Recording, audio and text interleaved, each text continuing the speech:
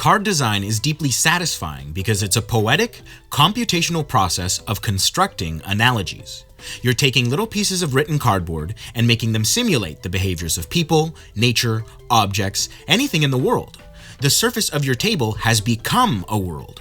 Combat is just comparing and subtracting two numbers, but through our imaginations, mundane arithmetic is transformed into a magnificent battle of life and death. By picking up a card, you're pretending it was launched by jet propulsion. If instead you put that card away, that means it was killed. There's something fun, funny, cute, and beautiful about these cardboard metaphors. Cognitive scientists like George Lakoff make a strong case that analogies and translations like this are the basis of human conceptual thought. Douglas Hofstadter goes so far as to say that the structure of mapping one thing to another is meaning itself. So I love card mechanics. It's computational storytelling. You're making a world unfold by executing procedures. What else do I love? This.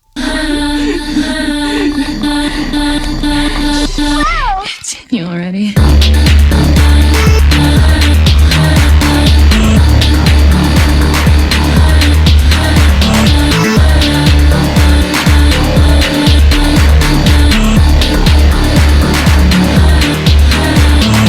Yellowjackets is a television show about a varsity girls soccer team crash landing in the woods, developing a pagan religion, cannibalizing each other, and then dealing with the trauma as adults. It draws upon Greek mythology, 90s alt-rock, and divine feminine rage, which admittedly I have no qualia for. My hyperfixations have cross-pollinated with each other, so naturally I've ended up designing a Yellowjackets crossover deck. The following is a tour of what I've constructed so far, with the help of these wonderful artists. We'll start with the overall design philosophies of the deck and then look at each card individually. This is a really fun project, so come along and see the madness. Spoilers ahead for Yellowjackets, just go watch it now, I urge you. I'm obsessed with this show for a reason. I don't understand why you won't see what's right in front of you. Design philosophies. Hungry. Nearly every deck in Yu-Gi-Oh! Involves using your graveyard as a resource to some capacity. This is especially true in modern Yu-Gi-Oh! Discarding is no longer a cost, it's fuel. Somehow, destroying cards is no longer the devastating play strategy it once was. If anything, it now gives my opponent card advantage. If my deck design is to go up against modern archetypes like Tearlaments, I need to disable the graveyard. The usual way to disrupt that zone is through banishment, the most infamous example these days being Dimension Shifter.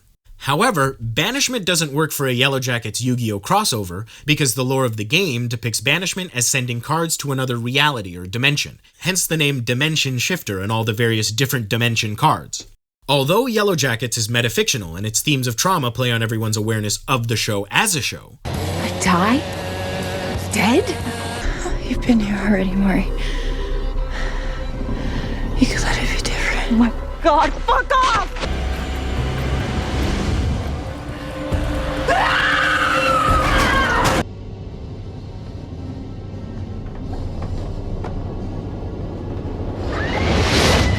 The story of Yellowjackets doesn't depict people going through wormholes or visiting alternate universes or anything like that. Yet. No, Yellowjackets is all about death. Visceral, violent, delightful, human death. Therefore, a Yellowjackets archetype should disrupt the graveyard by killing it. What might that mean? How would I do that? Well, by having my graveyard cannibalize your graveyard. The Yellowjackets archetype has come to be a mill deck, with the added dagger of rerouting enemy cards to my graveyard instead. This fits the primary motif of cannibalism in Yellowjackets. My zone eats your zone, and now you can't fetch your stupid cards out of the cemetery. Fuck you, Havnus, I'm Havnus' turn. When a new queen hatches, the first thing she does is sting all the other unborn queens to death. I can see why you like them. Any Yellowjacket can be special summoned by any other Yellowjacket in a daisy chain by tributing or eating the one currently on the field. There's a sense of balance here because it doesn't allow you to flood the board. It's one-for-one summoning.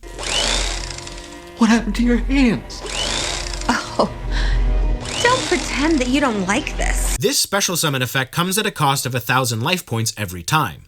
In one sense, it simulates the pain of your monster getting sacrificed and eaten, but in another sense, it also means the player themselves is being cannibalized by the girls. On an ideal first turn, you can special summon 7 yellowjackets one after the other before they cumulatively devour you. It's kind of the ultimate fantasy of every Yellowjackets fan.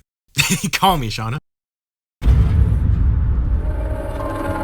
Versez le sang, mes beaux amis. And let the darkness set us free.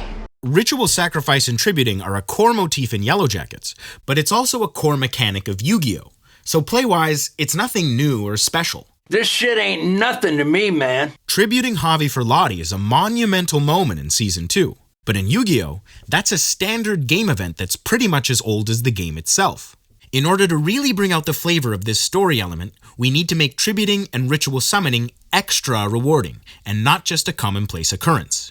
So, for the Yellowjacket monsters 5 stars and above, we have this bonus. If this card is normal summoned, send the top 3 cards of your opponent's deck to your graveyard.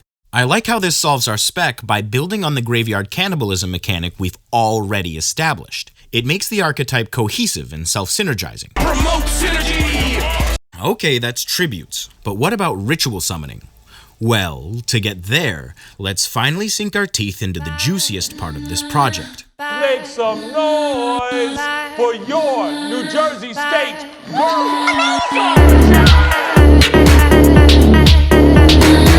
Lottie Matthews, Healing Oracle of Divine Violence. Number 5, Right Wing. Lottie is loosely based on Pythia, the Oracle of Delphi. We won't be hungry much longer. She has visions, Il vaut de sang.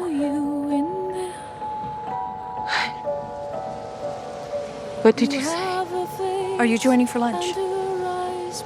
prophetic dreams, Red smoke and a river of blood. What did Lottie say was in her dream? A river of blood? And a cloud of red smoke. extrasensory perception, I just have a bad feeling about this place. I told you.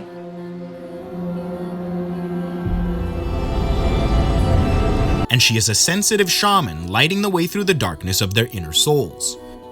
As a clairvoyant mystic, it's a no-brainer what her card should be mechanically. Knowledge, spying, and searching. Effect 1. Reveal your opponent's hand and all set cards on their board. Pop one and send it to your graveyard. Effect 2. Lottie can see the future, right? So once per turn, you can look at the next 5 cards you're going to draw. Lottie then picks out the best piece of knowledge to use for your hand, and then returns the rest in the order they came. Remember, Lottie can divine future events, but she can't manipulate time wholesale. Effect 3. You contribute this card. Special summon 1 yellowjacket monster from pretty much anywhere. If this card is sent to the graveyard or banished, you take 1000 damage. Those are our standard terms for cannibalistic special summoning, common to all monsters in the Yellowjackets archetype. That's the first and last time I'll be reading out that effect. Yu-Gi-Oh! Really needs keywords. You might notice the 1000 damage cost is written separately from the special summon, so theoretically, you can interrupt the sequence and get the special summon for free. I've not designed any cards to do this explicitly, but I'm allowing for the possibility. It's funny to me. Amazing! Shauna Shipman, Blade Queen, Butcher of the Darkness. Number 6, left center. Shauna is the main character of the show and the butcher of the group. Her signature weapon is the knife. She is also the most beautiful, she is the most beautiful, but she is also the most vicious, unhinged, and brutal yellowjacket for various reasons that are all kind of true simultaneously. 1, Shauna feels undervalued. This is sometimes mischaracterized as petty jealousy, but it's deeper and more legitimate than that. She knows she can be Queen Bee, and it's frustrating to her that the rest of the world doesn't acknowledge it. 2, Shauna is intensely alive, and she listens to the call of the void out of a perverse curiosity to see what'll happen next, or for straight-up sadism and catharsis. She is unrepressed impulse and unadulterated indulgence. My hand wasn't shaking because I was afraid. It was shaking because of how badly I wanted to do this. 3, spoilers, Shauna was impregnated after betraying her best friend and then experienced a stillbirth in the wilderness. She has never gotten over the guilt, grief, and rage of that, so it gets unleashed onto everybody else. Shauna can beat you to death and then carve you up for dinner. In play terms, this means she can kill everything on the board and scatter the limbs all over it. It's a quick effect to truly establish that our queen has dominion over her field. You can hit these dismembered body parts for lots of battle damage, or you can send Shauna's daughter out to spend them. More on her later. Misty Quigley, Conniving mistress of secret poisons. Equipment Manager. Misty is a bullied outcast. You're such a fucking weirdo. This wound has developed into a pathological need to be needed. Okay, apply pressure. Stop the bleeding. Natalie! Misty! What the? I will not let you! I was willing to take that risk for you. Thus, Misty has a savior complex, among many others, which explains why she became a nurse and an amateur detective. Fans like myself theorize that she also has something like Munchausen by proxy syndrome. Tea to help with the swelling. You poisoned me. Or is a serial killer. I got gloves, waste disposal bags, oxygenated bleach. Why didn't we just go to the store? Because 12% of all killers are caught buying cleaning supplies. Also, regular bleach leaves behind hemoglobin for the luminol tests. This stuff is the good stuff. Well, good to know, Misty. Likely in the vein of a Black Widow. If you thought I was pretty, you'd come inside. Or Angel of Death. Code blue! Code blue! Naturally, her signature weapon is poisons. Here's her effect. Hard once per turn. Activate one Quigley syringe from your hand, deck, or graveyard to your opponent's field. Quigley Syringe. During the end phase, the controller of this card takes 8,000 damage. If this card leaves the field, inflict 1,000 damage to the player who controlled it. Basically, your opponent has been poisoned and put on the back foot. If they don't negate the activation right away, they have one turn to figure out how to survive, either by bouncing, destruction, life gain, what have you. Even then, if your enemy removes the threat, they still take some damage because they've been sickened by the toxin. If Yu-Gi-Oh! Were a slower game, then the poison would be that you have to wait a turn to wipe the board or burn a chunk of life points or something like that. But nowadays, the game plays way too fast for that. Instead, your opponent is being poisoned with a lethal amount of damage. Is this overpowered, or is Yu-Gi-Oh! So ludicrous that that's a fair move? I don't know, but it's fun. Don't fuck with me. Vanessa Palmer. Flankest racounteur of death-defiance. Number 1, Goalkeeper. Van is known in the show for being invincible, and fire follows her around. She narrowly avoids burning to death in the fuselage, she's the last one out of the cabin inferno, she has Delphic visions of fire, she gets attacked by wolves, put on a funeral pyre, but then escapes getting Faramir'd at the last minute, etc., etc. She's the storyteller of the team, and their goalie. All these considerations manifest as 5 card properties: burn damage, big defense stat, invulnerability, resurrection, and target assignment. Here's how the first one reads. When this card is summoned, inflict 900 damage to your opponent. Van is a cat with 9 lives. Her element is fire. Therefore, she burns you for 900. 2000 defense. The defense stat is a little high for a level 1, but if you haven't noticed, all their levels correspond to their number as a soccer player. This effect says she has once per turn invulnerability, and here it says she has hard once per turn reanimation. Essentially, once Van is on the board, you really can't get rid of her, as on the show. Van takes exception to death. Effect 5, target assignment. I'm really proud of myself for coming up with this. Van is a storyteller. She's good for campfire tales, and she can recite the plot of any movie to you from memory. This means she can control the narrative of a card's effect. If your opponent targets a card to do something, Van can change the target. If the play no longer makes sense with that new target, you kill it and send it to your graveyard. I've always wanted there to be an Uno reverse card that backfires effects onto your opponent.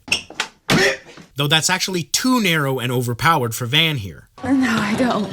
The concept is that she can change details in her retelling of the story, not just reverse the story over and over. What are you now, Edmund fucking Hillary? What are you now, Taissa? Well, we have to do something. We're starving. Look, guys, anyone who wants to come with me is welcome, but I'm going. Leela Nancy. Taissa Turner. Alternating axes of ruthless victory. Number 8, midfield. Tai is a relentless, A-type, steamrolling overachiever. I was going to go to Howard, pre-law, double major history and philosophy, date a bunch of beautiful women, make first string on the soccer team, graduate first in my class, and then Columbia Law, internship in one of the biggest firms in the city. You did do all those things. She wins at all costs. Tai has an alternate personality born from a soup of trauma in her childhood. This alter pursues Taissa's wants and needs even more ruthlessly than normal, endangering the lives of her loved ones and everyone around her. Her signature weapon is the axe. As a Yu-Gi-Oh card, I see her as this furious flurry of slashes, chopping down everything in her path. You're not just getting attacked by one Tai, there's two of them. She is the ultimate aggro beatstick. Effect 1. You get a free attack as soon as she enters. Effect 2. She can attack every one of your opponent's monsters. Then, if there are none left, she can attack directly. Attack, attack, attack. Oh, everything's dead? I'll swing my axe into your face. That's Taissa Turner, and we love her for it. Remember, the most important thing is to have fun. Love you.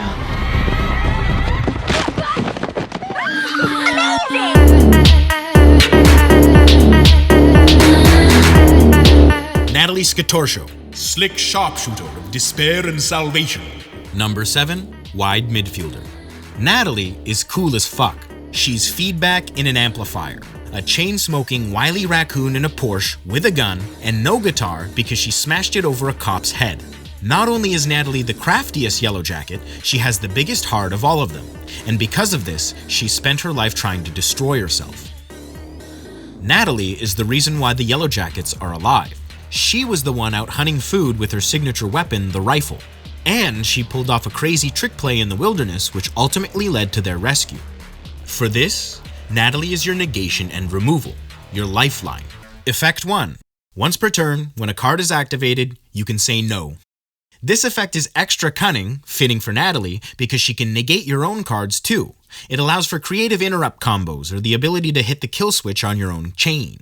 Effect 2. Once per turn, snipe one of your opponent's cards anywhere. Natalie shoots cards down with a rifle. Holy shit. Get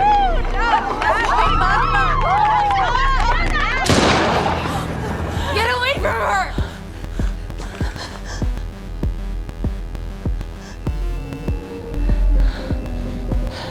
Is this your daughter? She's so powerful. Callie Sadeki, child of the darkness. Callie is Shauna's daughter, and that's an understatement. You're just like her, but more. Callie is the child of that place, the chosen one, and therefore she's one of the two main boss monsters of the deck. Effect 1 describes her summoning conditions. Put simply, she can only come out via shauna or Lottie. This matches the themes and events of the story. Callie is on track to transcend or even usurp her mother, and Lottie, well... I like restrictions on strong cards. I'm an adult. Let's make you work for it a little. Callie? Is that you? You can't possibly have finished all your homework. True, but... Cost is completely irrelevant. Mechanically, that's why Callie isn't called a yellowjacket. You can't just summon her with the cannibalism technique. And narratively, Callie's not a yellowjacket anyways. She's the daughter of one, a weapon to surpass yellowjackets. Effect 2. Once per turn, eat 5 of your opponent's cards. Every bite hurts for 500 damage. Buzz, buzz, buzz, right? Callie synergizes with the dismembered limbs her mom has left on the field. You can spend a flesh token to do any of the following: gain an extra attack, mill one, destroy one, eat their graveyard for one, pop one from their hand. All of these cards go to your graveyard instead.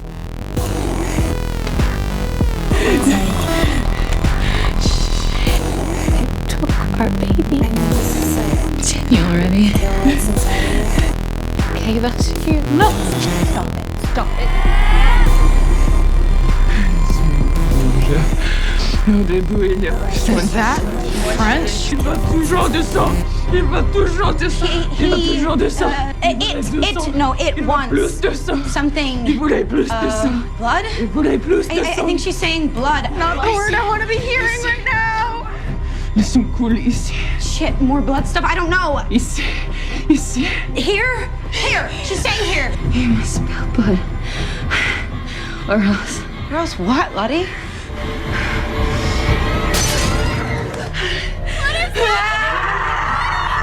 It, an invisible song. It is the deification of the wilderness and the yellowjackets' primal inner darkness. Many windfalls and deaths and events are attributed to the divine will of it. It chooses. They spill blood in veneration of it. Il vous pleut de sang. You must spill blood. This brings us back around to ritual sacrifice. Infamously, ritual summoning is the weakest monster mechanic in Yu-Gi-Oh! This card is useless. It's too slow, too costly, and too inconsistent. My first accommodation for this is having our spells and traps tutor for your ritual cards, but that's not enough. We need to maximize the benefits of sacrifice, not just mitigate the price. So, first, the ritual spell allows you to sacrifice enemy monsters, not just your own. And of course, they get sent to your graveyard instead of fueling your opponents. For each monster sacrificed, you deal 500 damage. Second, sacrifices bring good fortune. When Ty and Van accidentally kill their waiter, Van's cancer goes into remission. Therefore, when you play Il vous pleut de sang, you get to draw 3. Now ritual sacrifice is rewarding to do. Third solution, speed. Il vous pleut de sang is also a quick play, allowing you to summon on the opponent's turn or add it to a chain. Fourth solution, just make the monster really powerful. Here's the rundown. 4,000 attack, 0 defense. That's what it is, pure violence.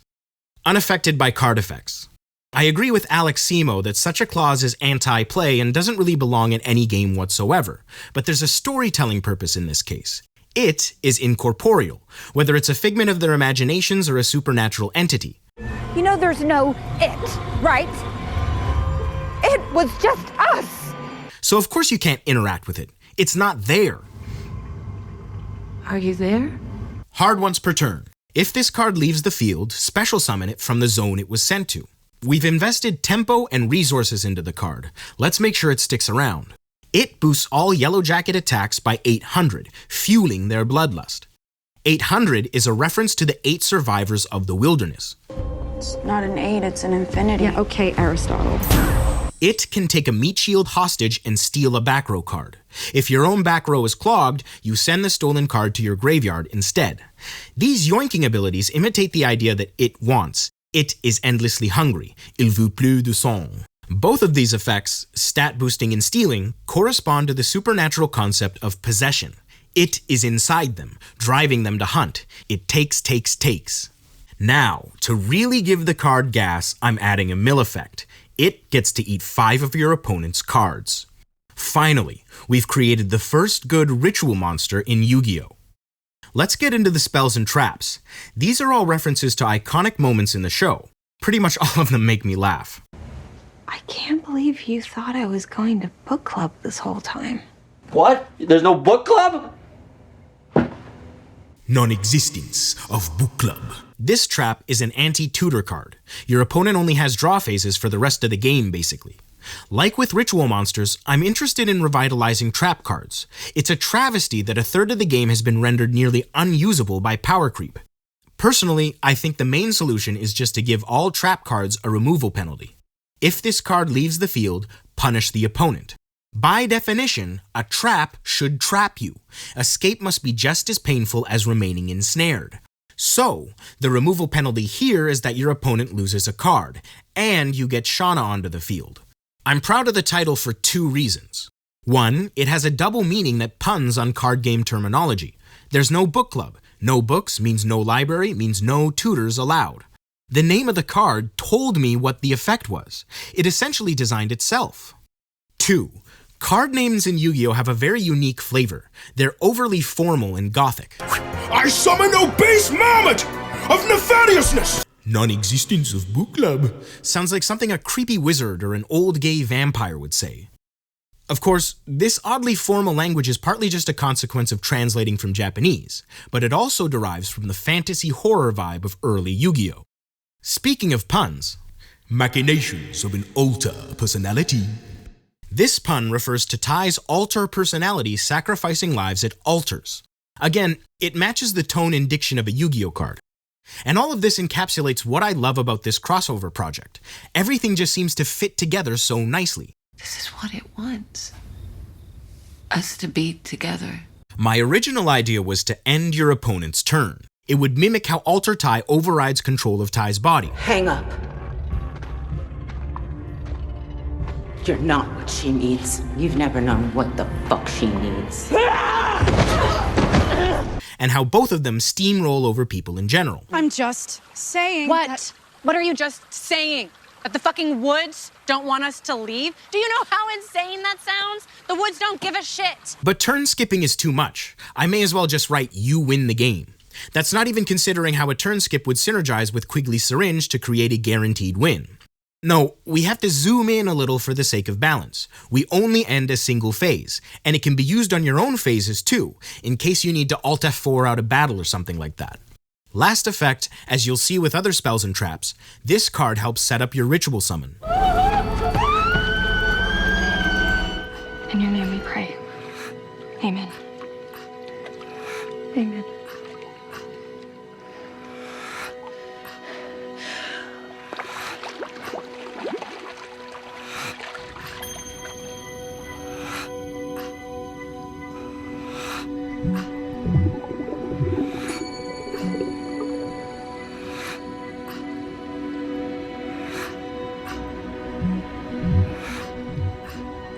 Baptism. Seeking answers to her visions, Lottie undergoes a baptism. This is her Campbellian crossing of the threshold. She is submerged into the depths of the unconscious, womanhood, mysticism, the underworld, the inner soul, etc. On the other side of the veil, Lottie makes contact and achieves enlightenment. To mirror this scene in card mechanics, we literally plunge Lottie downwards into the other world of your spell zone. Once there, Lottie shines a light on your opponent's deck and takes one card back with her. You have a gift.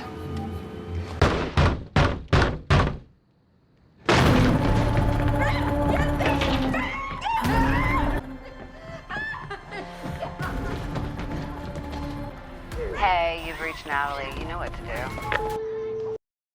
Kidnapped by Cultists. In the finale of Season 1, Nat is kidnapped by acolytes of Lottie's intentional community. Therefore, you get to kidnap one of your opponent's cards. Then, in congruence with the story, if the card is removed, that means Natalie's free. Special summon her to the field.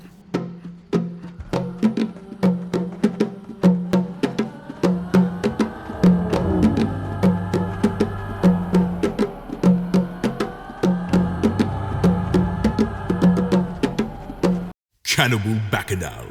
This is the ultimate graveyard cannibalism card. Consume the whole zone and divert any others straight into the jaws of our hungry yellowjackets. It's also a quick play because you really want to prevent your opponent from using the graveyard. There's no sense in disrupting that resource after they've already comboed off with it.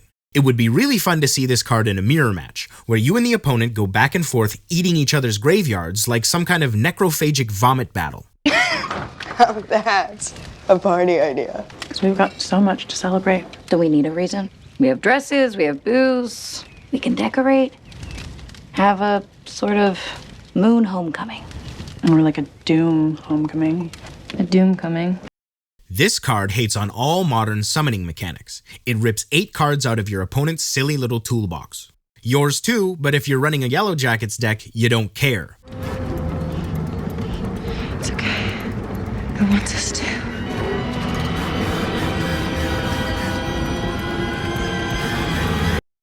Flight 2525. This is a straightforward ludonarrative design. The plane crashed and the girl survived, so blow up the field and leave all Yellowjackets standing. In a mirror match, this card is just back row removal, so half as strong, but still quite useful.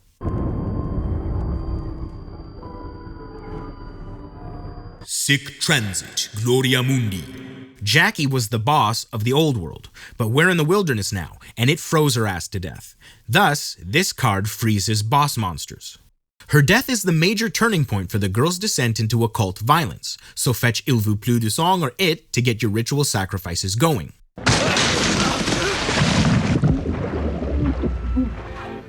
The wilderness chose. It chooses. This is global Russian roulette. At first glance, it reads as unusable. Why would you play a card that can backfire on you? But remember, this is Yu-Gi-Oh! If it chooses one of your cards, that only fuels your graveyard. This lottery only gives you upside. As far as paralleling the show, it's exactly what the hunts are like, a surprise. They draw for the victim, only for the actual victim to be someone else.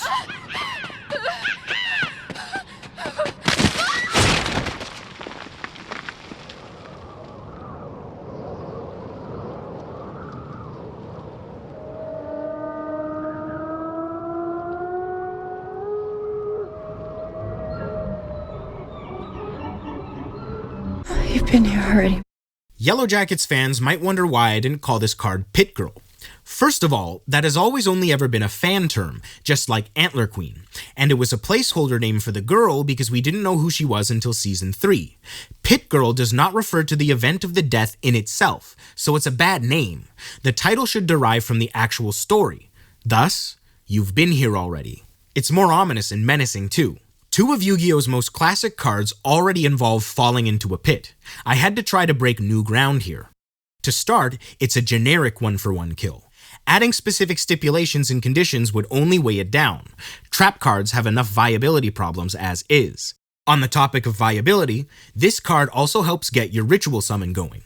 Finally, the removal penalty here is to bring Van out onto the field.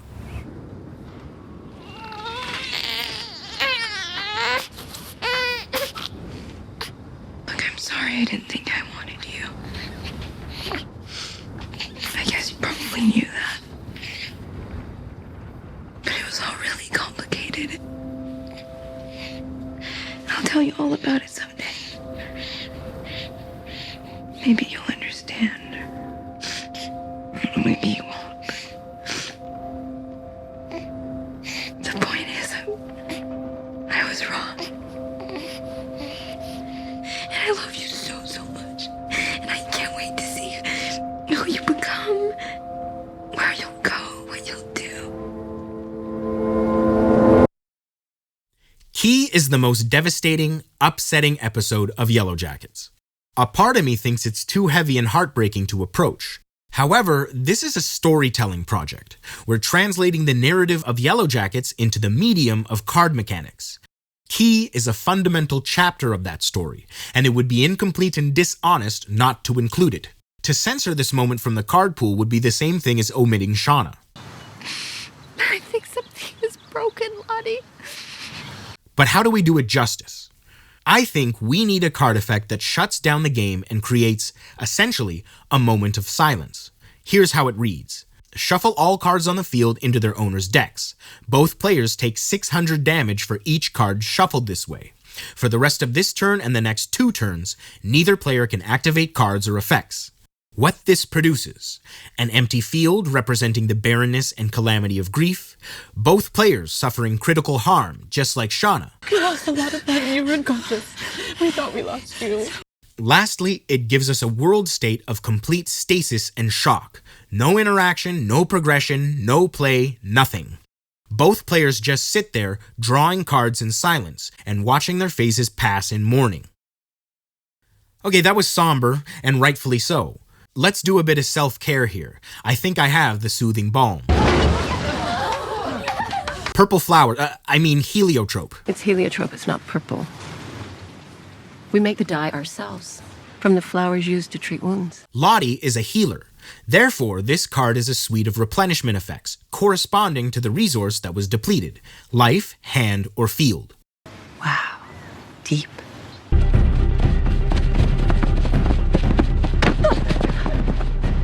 This is the game. Step it up. Here's how we simulate Ty breaking Allie's leg in soccer practice. Incapacitation means negated effects, and the horrendous, localized pain of a broken limb means direct damage, but not full damage. I love the theory that Allie was the first sacrifice, and it was this incident plus Shauna's betrayal that dramaturgically damned the characters to the wilderness. Oh, wait. Hey, I thought we weren't doing this again. We're not. Again. Betrayal. This card replicates Shauna and Jeff betraying Jackie. It's another straightforward design. Shauna stole Jackie's boyfriend, Here she gets to steal a monster. I don't really restrict what you can do with the monster because again, being a trap card is already the restriction. For the removal penalty, remember, 6 is Shauna's number, so 600 times a love triangle equals 1800 damage. Hey, Nugget. Nugget's secret is that he's a little desiccated corpse. Aquila has been hallucinating him the whole time due to starvation and as a coping mechanism. When we get home, I'm gonna have you meet my baby nephew. I think we've simulated this story beat well. We shuffle the imaginary creature back into the deck like a delusion retreating into someone's head. We then reveal that it was actually just dead meat sitting there on the field. And hair. It's a good luck charm. Good luck charm. The Yellowjackets use an Elsa Peretti heart necklace to mark their next sacrifice, ostensibly. But there's a very compelling theory that it actually marks killers. Jackie chose to sleep outside and froze to death. She is her own killer. Natalie allowed Javi to die in her place. She is Javi's killer. Mari chose to continue running and fell into the punji pit. She is her own killer. Callie, she is Lottie's killer. If we want to follow the lore literally, then the necklace should be equipped to a monster, and then a coin flip decides if the monster kills itself or kills something else. However, this is such a convoluted process when the outcome is simply destroy a random monster on the field. Instead, we're going to use a piece of dialogue to define the effect. No, nothing can touch you. So you put the necklace on a monster, and it can't leave the field by any means. It still takes damage, though. The obvious use case for the necklace is to make one of your beaters like Taissa unstoppable. But a more creative move is to pin a weak enemy monster to the board, like say, a flesh token, and repeatedly hit it for massive damage. With that, we end our first tour. It's joyous, beautiful, and enlightening to translate a story from one medium into another. So I think I have the narrative component of ludonarrative design down. The question is the ludo part. How fun are these cards to play actually? No plan survives contact with the enemy. Unfortunately for you, your enemy is the real world. We are now in the testing and revisions phase, which has already necessitated the creation of more cards. In particular, starter monsters that establish field presence. Even more of them are here now. This is what it wants. Us to be together. But that's another video altogether. If you would like to play test the deck yourself, or have advice on how to make cards fun, interactive, and balanced, please email ludonarrative.lottie@gmail.com. That's not a joke, that's a real email address. Cheers.